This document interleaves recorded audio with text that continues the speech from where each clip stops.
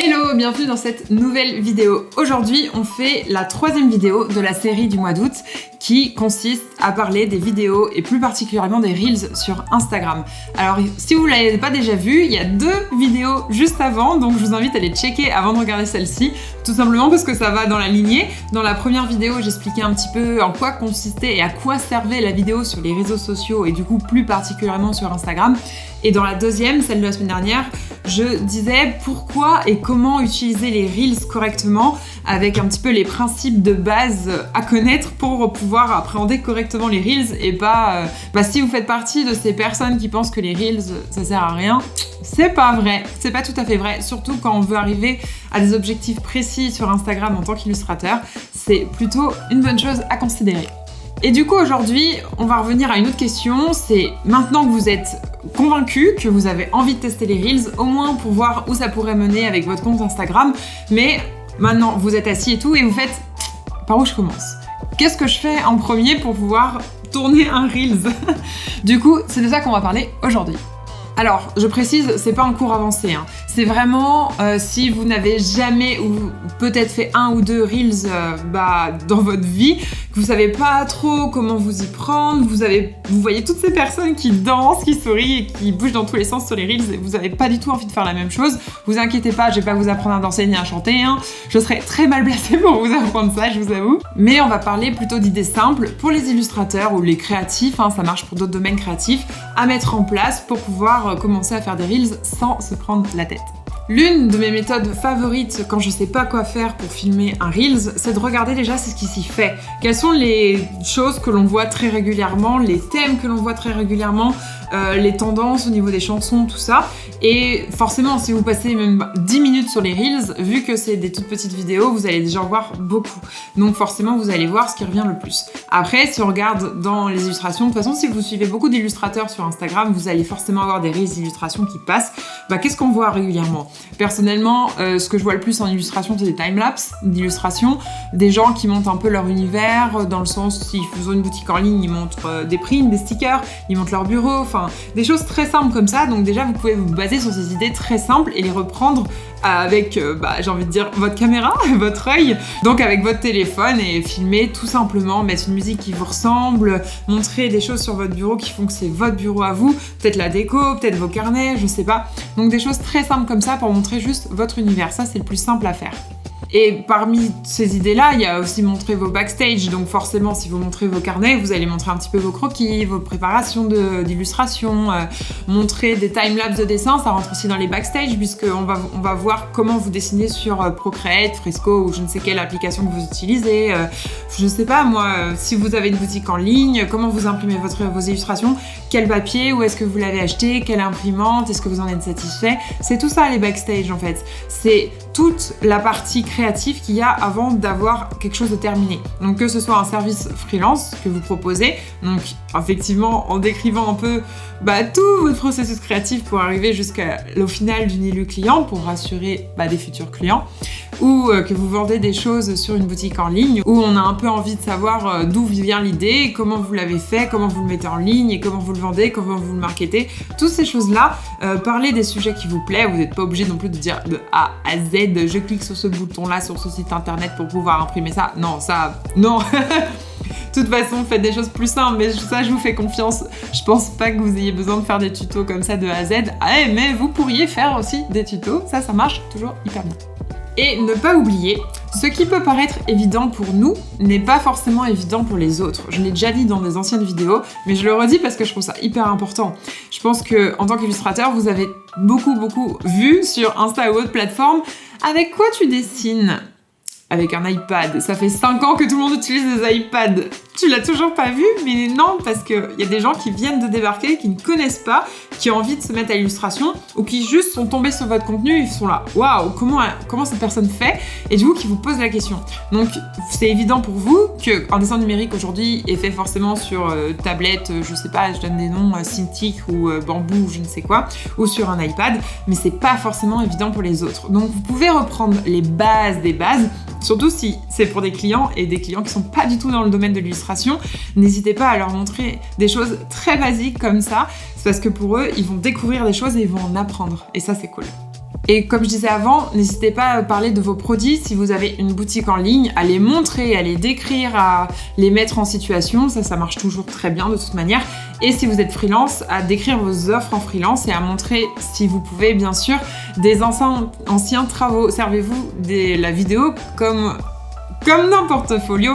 C'est comme si vous mettiez une photo, mais sauf que là, vous mettez plusieurs photos à la suite peut-être pour décrire le parcours créatif, ou vous faites une vidéo d'un avis client, j'en sais rien, si vous avez fait un truc pour la boulangerie du coin, le restaurant, ou je sais pas, pour la ville, filmez ça, filmez des gens qui sont contents, qui passent devant, des gens qui regardent, demandez à vos potes au pire juste de passer devant et de faire une interaction avec, ça peut être trop cool. Ou alors si vous faites, je sais pas, un site web, demandez aussi je sais pas, une démo du site web que vous pouvez après mettre sur votre ordi. Vous savez, vous demandez une démo à votre client. Après, vous la mettez sur votre ordi et vous faites play de la démo. Et du coup, vous pouvez montrer un petit peu là où vous avez bossé. Vous n'êtes pas obligé de montrer le site en entier, mais ça peut être hyper sympa. Et surtout, si c'est esthétique, un peu de design et tout, enfin, les gens, ils vont regarder et vont faire « Ah, trop bien ce que cette personne a fait !» Le même principe que sur Behance quand on va scroller et qu'on regarde un peu ce que les gens, ils ont fait. C'est pareil, ça me parle à tous les designers, les graphistes, les illustrateurs, de montrer des choses que vous avez fait. Surtout si elles sont très cool. Et bien sûr, vous pouvez parler de vous si vous avez envie. C'est pas une obligation, hein. Je le répète, pas obligé de mettre sa tête et pas obligé de parler de soi. Mais si vous avez envie, les gens adorent savoir qui se trouve derrière un compte Instagram. Donc si ça vous plaît de vous mettre en scène et ça ne vous dérange pas de mettre votre tête comme moi je fais, n'hésitez pas à parler de vous, donner votre âge, de parler de vos études, montrer vos hobbies si vous êtes à fond dans les jeux vidéo, à fond dans l'édition, à fond dans, je sais pas, dans la cuisine. N'hésitez pas, vous n'êtes pas obligé de partager que des choses sur votre métier, sur l'illustration. Au contraire, c'est ce qui vous rend humain de voir que vous avez d'autres hobbies à côté ou d'autres engagements. Ça peut être aussi, vous êtes une personne engagée, vous avez envie de parler de sujets qui vous tient à cœur. Allez-y, n'hésitez pas à relier les choses ou à faire des sujets complètement différents de temps en temps. J'en vois beaucoup des illustratrices qui font par exemple un peu de mode, dans le sens où elles vont faire des espèces de reels avec toutes les tenues qu'elles ont chinées il y a pas très longtemps. Je trouve ça trop cool. Ou alors à parler des plantes, en montrant toutes les plantes qu'elles ont à la maison, autour de leur bureau. Ça marche bien, ça humanise en vrai. Donc s'il y a des choses qui vous tiennent à cœur, qui vous plaisent vraiment, que vous avez envie de faire, franchement, ne vous mettez pas de frein et allez-y, ça fera plaisir à tout le monde en plus de voir quelles sont vos passions. Alors, pour filmer un Reels, faut faire un petit peu attention à 2-3 détails. Rien de bien compliqué, mais il faut juste faire un petit peu attention. Dans le sens où vous êtes pas obligé d'avoir un appareil photo pour filmer, hein. Un téléphone ça suffit largement. Faites attention à quand même avoir un téléphone qui date pas des années 2000. Quoique je suis pas sûre qu'il en reste beaucoup des années 2000 aujourd'hui. Mais au moins avoir un truc à peu près de bonne qualité. Si c'est un peu flou, n'hésitez pas à le poser, à utiliser un bras. Moi j'ai acheté ça il y a pas très longtemps, j'ai acheté ça sur Amazon, je vous mettrai dans la description juste en dessous. Et en fait, attendez je vous le décroche. Aïe. Et en fait, c'est un bras flexible qui s'accroche avec ce système-là, je sais plus comment ça s'appelle, à la table, à l'étagère, n'importe où. Du coup, je peux le mettre n'importe où dans la maison. Et après, c'est une pince en haut pour accrocher mon téléphone. Du coup, ça me permet de me mettre vraiment devant une source de lumière parce que je sais qu'un pied d'appareil photo ou quelque chose comme ça, c'est pas forcément assez haut. En plus, moi, je suis grande, donc je voulais quelque chose qui arrive à peu près au niveau de mon visage. Et un pied d'appareil photo compatible téléphone de cette taille, c'est pas possible. Du coup, moi, j'ai pris ça. Et je l'accroche en fait à l'étagère qui est juste à ma droite là, et assez haut, et avec le bras je le descends et je le mets exactement à la bonne hauteur à mon téléphone, et je trouve ça hyper pratique. Et ça, comme je disais juste avant, ça permet de pas avoir de flou parce que mon téléphone ne bouge pas par rapport à moi. Donc ça c'est plutôt pas mal. Je vous le dis, je vous le mets de toute façon juste en dessous dans la description. Et comme je disais aussi, mettez-vous devant une source de lumière, devant une fenêtre. Moi j'ai pas de ring light, hein, donc les reels le soir ou quand il fait vraiment moche ou la nuit, non. J'essaye d'attendre vraiment le milieu d'après-midi et puis je me mets comme là je suis, quoi, pas loin de la fenêtre, parce que la source de lumière à l'intérieur, quand c'est des ampoules, des lampes et tout, c'est quand même pas pareil et ça fait pas la même qualité. Donc n'hésitez pas à vous mettre devant une fenêtre et faites coucou aux voisins au pire.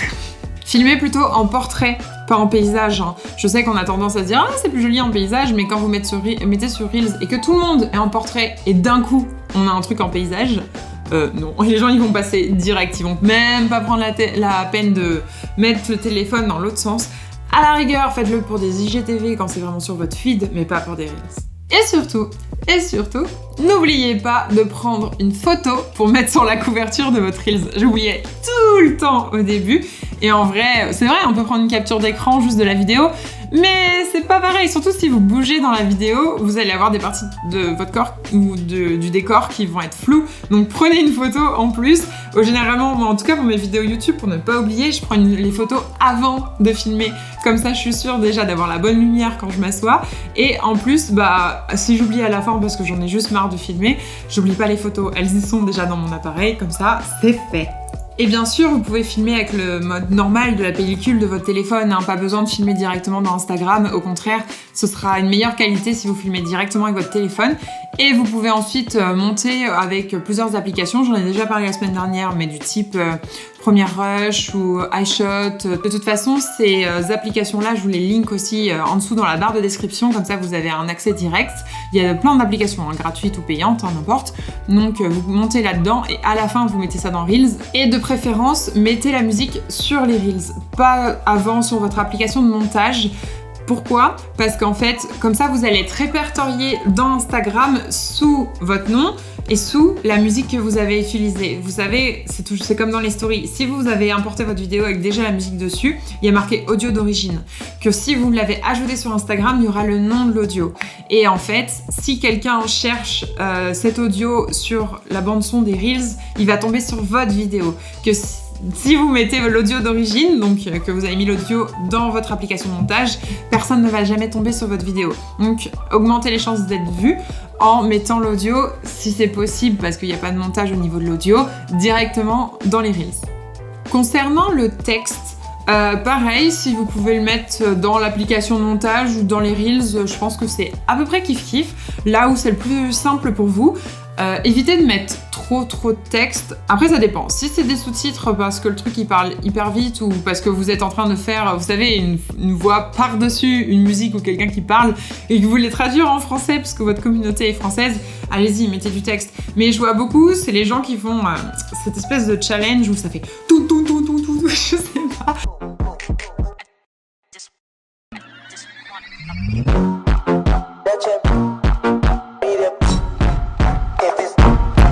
Et du coup, ça va hyper vite. Il faut appuyer après sur l'écran pour mettre stop et pour avoir le temps de lire. Mais des fois, il y a vraiment trop de texte. N'oubliez pas que vous avez une légende aussi en dessous. Donc, dans le Reels, vous n'êtes pas obligé d'écrire exactement la même chose que dans la légende. C'est comme une miniature YouTube et la vidéo YouTube derrière. On n'écrit pas la même chose dans le titre de la vidéo YouTube et sur la miniature, on met peut-être que des mots-clés ou des choses comme ça. Enfin, essayez de réfléchir dans ce sens-là, mais si vous pouvez ne pas mettre trop de texte au-dessus de l'image et du coup faire que le visuel en vidéo marche de lui-même, c'est encore mieux, n'hésitez pas à le faire. Et j'ai un tips concernant justement ça, la langue sur laquelle vous voulez traduire sur vos Reels. Si votre compte et votre communauté est française, faites des Reels en français. En fait, moi j'ai fait la bêtise, je sais pas, c'est pas une bêtise, mais c'est pas forcément hyper réfléchi et très stratégique de faire beaucoup de Reels en anglais au début de l'année. Je mettais la plupart des choses de toute façon sur mon compte en anglais au début de l'année. Mais le problème, c'est que du coup, j'ai ramené pas mal de monde en anglais, anglophone, sur mon compte, et une fois qu'ils étaient abonnés à moi et que je publiais, ils comprenaient plus rien. Donc ça c'est un gros souci que j'ai maintenant, c'est que aussi bien dans les stories et dans mon compte, je suis passée en full français pour rester vraiment sur une communauté précise, et du coup j'ai des anglophones qui m'envoient des messages en me disant « Mais pourquoi tu traduis pas en anglais, on comprend rien, nanana », de manière gentille, hein, c'est pas méchant, c'est juste qu'ils comprennent pas pourquoi j'ai reçu en français, alors que quand ils sont arrivés sur mon compte, c'était tout en anglais et que c'était pas le même contenu, quoi, dans le sens, vraiment au sens de la langue. Donc franchement, si vous avez que du contenu en français, n'hésitez pas à faire des Reels en français. Il y aura un peu moins de portée, je suis d'accord, mais au moins vous aurez la bonne communauté. Alors, pour publier les Reels, malheureusement, il n'y a aucune app qui le fait encore. Il y a un message que j'avais pris en capture d'écran que je vais vous mettre juste là pour que vous puissiez voir. Instagram n'autorise aucune application de publi-postage à mettre les Reels pour l'instant, donc je suis désolée, on est obligé de les mettre tous à la main. Donc moi, ce que je me fais, c'est que je me fais une alarme le jour où je veux publier le Reels. Je le prépare en amont, je le mets dans mes brouillons. Avec la légende et tout, il n'y a que la couverture qui reste pas dans les brouillons, je sais pas pourquoi. Donc au moment où je poste, il faut que mon alarme sonne, il faut que j'aille dans les brouillons de Instagram, que je remette la couverture et la remette au bon endroit et publier. En vrai, ça dure pas trop longtemps. Par contre, faites attention à avoir une bonne connexion, un bon Wi-Fi ou quelque chose comme ça, parce que si vous êtes en 4G et que vous avez qu'une barre ou quelque chose comme ça, là c'est possible que votre brouillon bug et ne veuille jamais se publier. Et si vous avez fait ça, que vous l'avez sorti des brouillons du coup pour publier, mais que ça ne s'est pas publié à cause du réseau, ça s'efface. Donc faites attention aussi à l'avoir dans votre pellicule. Vraiment montez avec la musique et tout, parce que sinon vous faites ça et qu'il disparaît à jamais. Ça m'arrivait 2 fois à chaque fois, j'étais là non.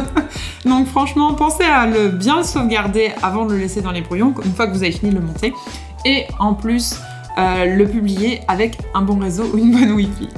Et dernier tips, choisir de le mettre dans le feed ou non, c'est à vous. Enfin, franchement, j'ai pas vu une énorme différence entre quand je publie un Reels, de le laisser dans le feed ou de pas du tout le mettre dans le feed et du coup que le partager dans mes stories. C'est pas hyper différent. Enfin, sur les Reels qui ont pour moi le mieux marché quand j'en faisais beaucoup en mars, c'est parce que j'en publiais régulièrement, du coup, et ils se remontaient beaucoup au niveau des Reels, mais je les mettais jamais dans mon profil, enfin vraiment sur mon feed. Il y en a quand même un qui est monté à plus de 2 millions, quoi. J'étais là, non, mettre dans le feed, ça n'a ni queue ni tête. Effectivement, si vous voulez être sûr que votre communauté le voit, mettez-le. Mais moi, ce que je fais, c'est que je le mets. Si il va bien avec le reste de mon feed qui vient après, je le laisse. Mais s'il va pas bien, je le laisse une journée ou 2 et je l'enlève juste de mon feed, mais pas des Reels. En fait, c'est ça, j'enlève de la grille. Je crois que c'est en cliquant sur les 3 petits points. Vous faites enlever de la grille de profil, je crois que ça s'appelle, et hop, ça s'enlève de votre feed principal, mais ça reste dans les Reels. Donc en vrai, ça n'a pas beaucoup d'impact, et puis de toute façon, un Reels, il faut pas non plus se porter trop sur les chiffres, tout simplement parce que ça a une durée de vécu qui est beaucoup plus longue que ce que vous postez dans votre feed, dans le sens où si vous mettez un Reels, il peut prendre 2 à 3 semaines, des fois même, avant d'exploser. C'est ce qui s'est passé avec la plupart de mes Reels. Il y en a qui mettaient... en fait, ils allaient tout doucement, jusqu'à environ atteindre 10K, et à partir de 10K, ils partaient complètement. Celui qui a atteint les 2 millions, à chaque fois que je dis ça, je me sens... Bref, celui pour les 2 millions, il a mis plus de 3 semaines avant de décoller.